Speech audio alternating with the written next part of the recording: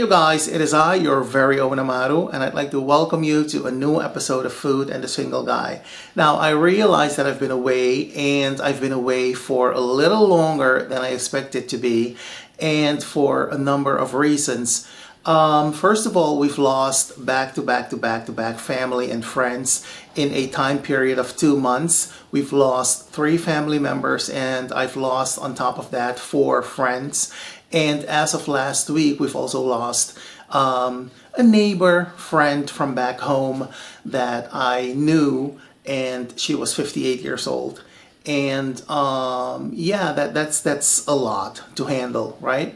Now, on top of that, I also had to do a lot of traveling. Grammy weekend in Los Angeles was very hectic.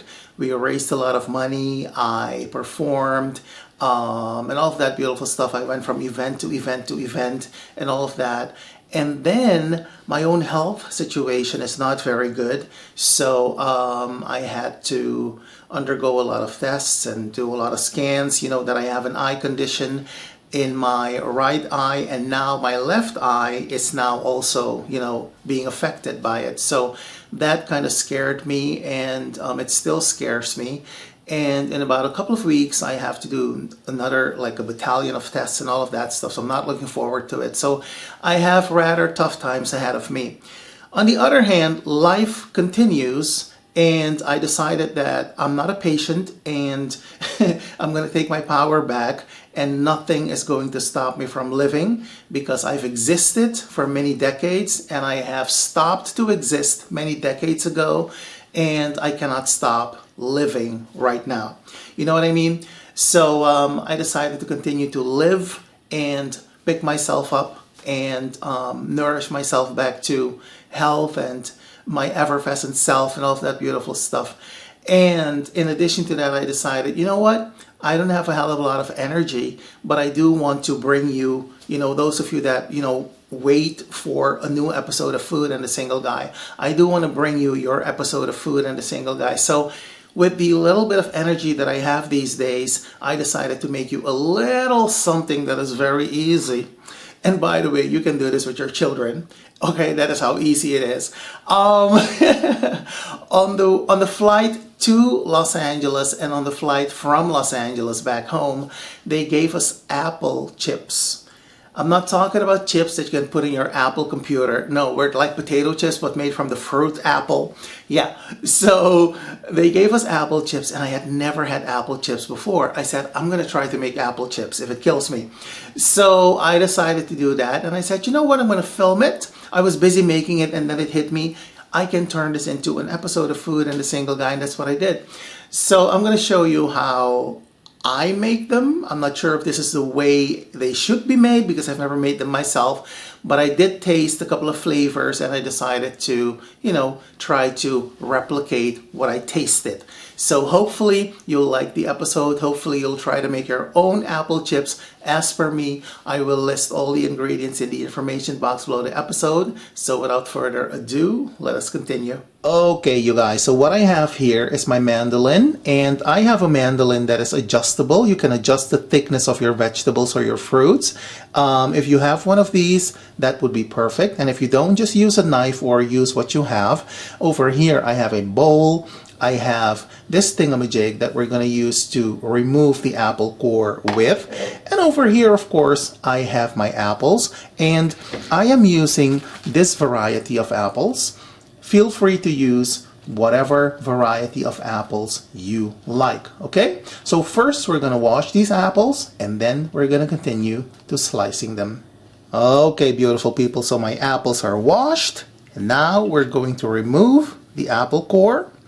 And it is quite simple, really.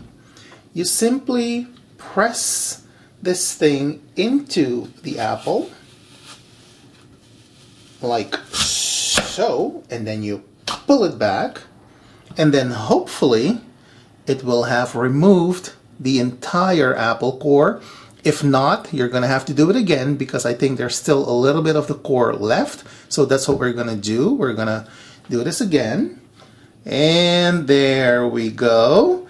Now, of course, you're going to be left with a gaping hole in your apple, but that is not an issue Nobody wants apple chips with the apple core still intact. Okay?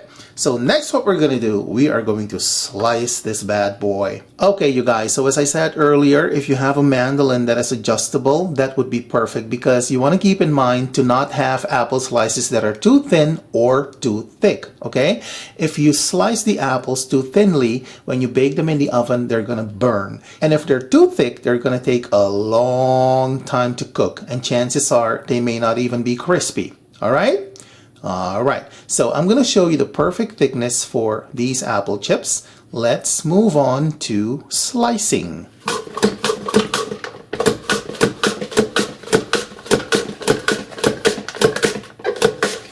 Alright, so let me give you an indication as to how thick these slices should be. See? Perfect. And they're nice and firm. And this is the perfect thickness for your apple chips. All right. And by the way, I'm using one apple because it's only me, and I'm not going to eat a truckload of apple chips. But, you know, every now and again we crave something that is, you know, sweet and everything.